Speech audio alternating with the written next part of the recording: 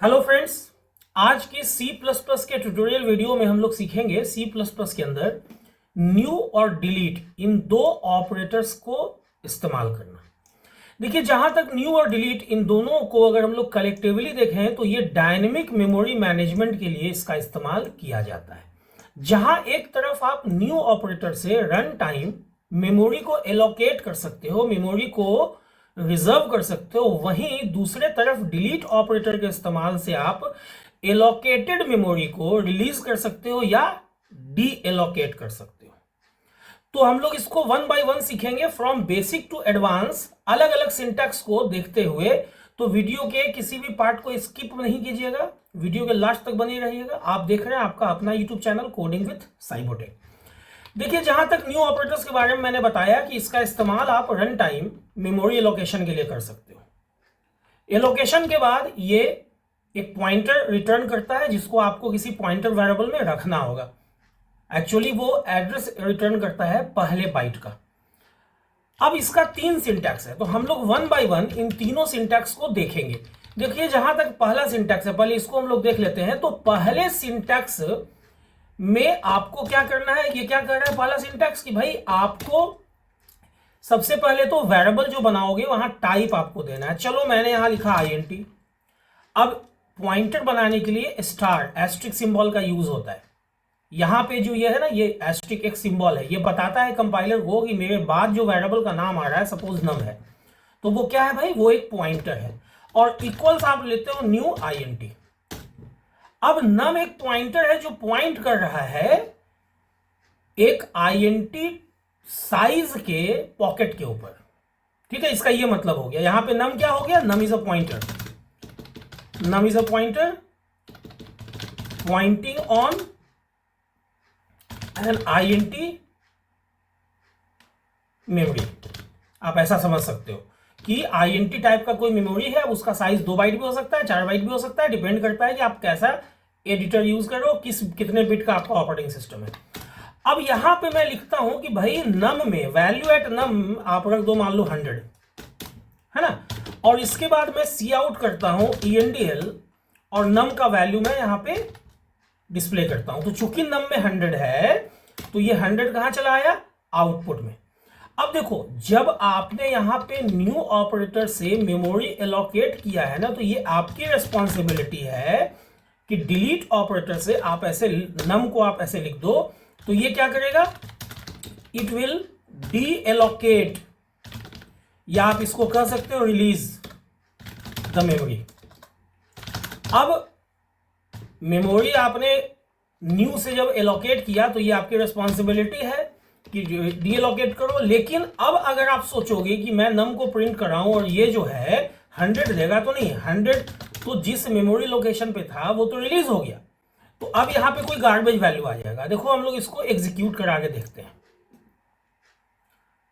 अभी देखो, शुरू में तो 100 आएगा क्योंकि हमने यहां पे 100 रखा। आप जो वैल्यू यहां पे रखोगे ना वही यहां पे आएगा। अभी देखो 100 आया, 0x आ रहा है क्योंकि देखो मैंने यहां पे स्टार नहीं लगाया है। जब भी वैल्यू आपको प्रिंट आउट करना होगा, वो एक्चुअली एड्रेस दे रहा था, तो वैल्यू एट नम देना। यहां पे एस्ट्रिक जो है ना, वो वैल्यू एट एड्रेस ऑपरेटर है, या आप इसको डी रेफरेंस ऑपरेटर के नाम से भी जानते हो। तो देखो, शुरू में 100 आया है ना, और उसके बाद देखो यहां पे एक गार्बेज वैल्यू आ रहा है। एक चीज यहां पे ध्यान देना, जब भी पॉइंटर को आप डिक्लेयर करते हो तो उस वक्त जो आप वेरिएबल के पहले जो एस्ट्रिक लगाते हो ना, वो एक सिंबल होता है। लेकिन बाद में अगर आप वैल्यू को फेच करने के लिए पॉइंटर जो भी आपका है उसके पहले जो एस्ट्रिक लगाते हो ना, वो आपका वैल्यू एट एड्रेस ऑपरेटर की तरह काम करता है, या आप उसको डी रेफरेंस ऑपरेटर भी बोल सकते हो। तो ये तो हो गया भाई पहला सिंटैक्स। अब चलिए हम लोग बढ़ते हैं दूसरे सिंटैक्स के ऊपर। देखिए, जहां तक दूसरे सिंटैक्स की बात है तो ये क्या कह रहा है कि आप ये जो दूसरा सिंटैक्स है, ध्यान से समझिएगा, यहां पे आप न्यू टाइप आपने किया ना, तो यहां पे आप वैल्यू भी सप्लाई कर सकते हो। चलो, मान लो मैंने यहां वैल्यू दिया 335 ब्रैकेट के अंदर, तो ये लाइन आपको लिखने की जरूरत ही नहीं है। नम जो है जिस मेमोरी पे पॉइंट कर रहा है ना int टाइप, उस जहां 335 रखा हुआ है, तो अगर आप यहां वैल्यू निकालोगे तो 335 आएगा। डिलीट तो वैसे ही करना है, गार्बेज वैल्यू वैसे ही आएगा। आप चाहो तो इसको फ्लोट और डबल के साथ भी काम इसका कर सकते हो। वीडियो ज़्यादा लंबा ना हो इसलिए मैं किसी एक टाइप के साथ बता दे रहा हूं, आप लोग उसको अलग अलग टाइप के साथ यूज कर लेना। सिंपल है, बहुत सिंपल है। तो देखो 335 आ गया, और उसके बाद देखो डिलीट नम से क्या हुआ, वो मेमोरी रिलीज हो गया, तो यहाँ गार्बेज वैल्यू आ रहा है ना। अब देखो इसका जो तीसरा सिंटैक्स है जो कि एरे के लिए यूज होता है, यहां पे बहुत ध्यान से इस चीज को समझिएगा। अक्सर लोग इसी में थोड़ा फंसते हैं, थोड़ा ध्यान से समझिएगा। यहां पे अगेन आपको ऐसे ही INT एस्ट्रिक नम देना है, एरे है भाई तो यहां ऐसे दो, इक्वल्स न्यू INT और यहां एरे ऑपरेटर, और मान लो कि आपने यहां 5 पॉकेट डाला, ठीक। तो अब जो नम है ना, नम यहां एक पॉइंटर बन गया, नम यहां क्या बन गया, एक पॉइंटर बन गया, यहां पे डालने की जरूरत नहीं है। और ये कहां पॉइंट कर रहा है, तो 5 पॉकेट के एड्रेस पे पॉइंट कर रहा है, 5 पॉकेट के बेस एड्रेस पे, मतलब पहले पॉकेट पे। अब जैसा कि हम लोगों को पता है कि इंडेक्स कहां से शुरू होता है, 0 से, चलो ये हम लोग हटा देते हैं फिलहाल। तो अगर अभी आप यहां पे लिखते हो, एक लूप आपको चलाना होगा, आप यहां एक लूप चलाते हो, loop to take input and fill the array.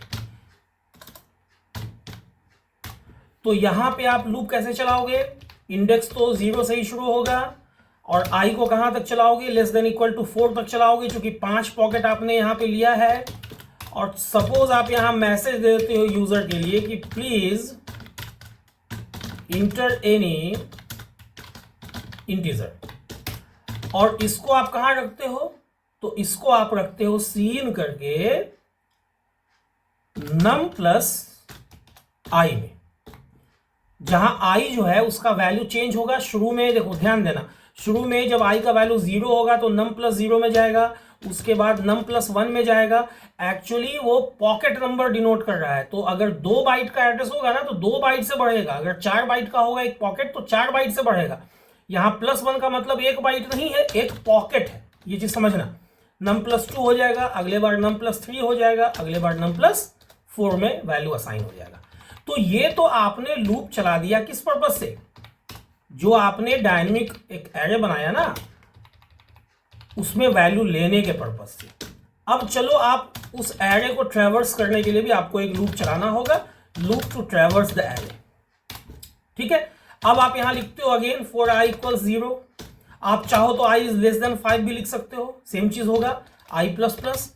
और अगर यहां पे आप endl, और ध्यान देना value at num plus i आप करते हो, या आप चाहो ना तो यहां पे value at i plus num भी लिख सकते हो, ये आपकी मर्जी है। तो ये वैल्यू जो भी आप फीड करोगे ना, इनपुट करोगे, वो तो यहां आ जाएगा। अब देखो समझना, यहां डिलीट करना है तो डिलीट के बाद आपको ऐसे लगाना होगा एरे ऑपरेटर या सबस्क्रिप्ट ऑपरेटर, और उसके बाद ऐसे नम जो पॉइंटर है उसको आप दे दोगे उसका नाम। ये काहे को यूज हो रहा है भाई, तो टू डीएलोकेट द मेमोरी।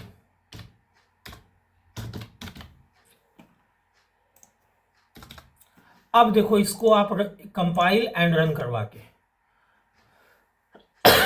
अब देखो यहां पे सीन में नम प्लस i,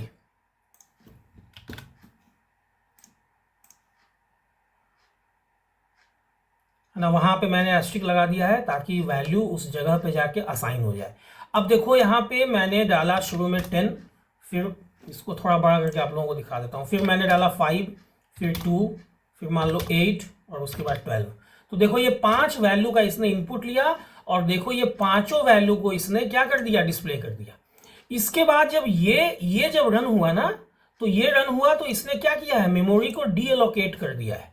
तो अगर इसके बाद आप यहां अगेन लूप चलाते हो तो ये क्या देगा, इस बार तो ये गार्बेज वैल्यू ही ना देगा।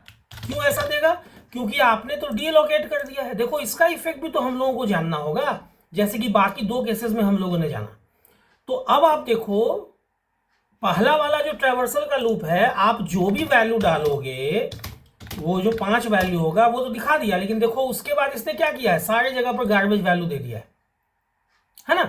तो ये लूप चलाना वैसे नहीं चाहिए, लेकिन मैंने समझाने के लिए ये लूप चला दिया है, ठीक है। यही चीज मैंने देखो यहाँ पे नोट डाउन करके रखा था कि डिलीट ऑपरेटर का इस्तेमाल आप न्यू से जो आपने एलोकेट किया है ना मेमोरी, उसको डीएलोकेट करने के लिए करते हो, और इसका इस्तेमाल हमेशा या तो देखो सिंगल, अगर नॉर्मल वेरिएबल है तो डिलीट के बाद पॉइंटर का नाम देके आप फ्री कर सकते हो मेमोरी को, और अगर एरे है तो डिलीट के बाद आप एरे ऑपरेटर, जिसको सब स्क्रिप्ट ऑपरेटर भी कहा जाता है, उसको इस्तेमाल करके कर सकते हो।